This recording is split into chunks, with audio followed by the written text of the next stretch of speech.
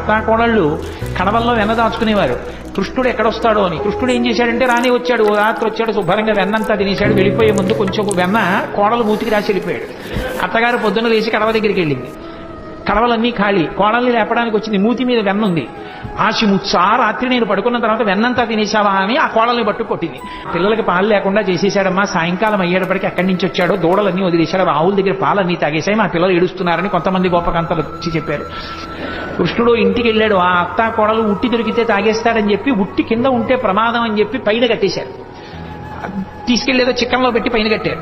రాని వచ్చాడు, చూశాడు. ఓహో, ఈ అత్తా కోడలు పైకి కట్టారా ఎలా అనుకున్నాడు. పీటలు రోళ్లు అన్ని తీసుకొచ్చాడు, అక్కడ వేసాడు, వాటి మీద ఎక్కాడు. ఇలా చెయ్యి పెడదామని చూశాడు, అందలేదు. పీటలు రోళ్లు వేసుకున్న అందనంతా పైకి పెట్టేశారా, వీళ్ళ పని చెప్పాలనుకున్నాడు. ఓ రాయి ఒకటి తీసి కిందకి అన్నం పెట్టాడు. చక్కగా పైనుంచి కారిపోతుంది. హాయిగా అందరూ చేరలు పట్టి తాగారు, వెళ్ళిపోయారు. మీ ఇంట్లో దేవుని కృప ఉండాలి అంటే మన ఛానల్ని సబ్స్క్రైబ్ చేయండి.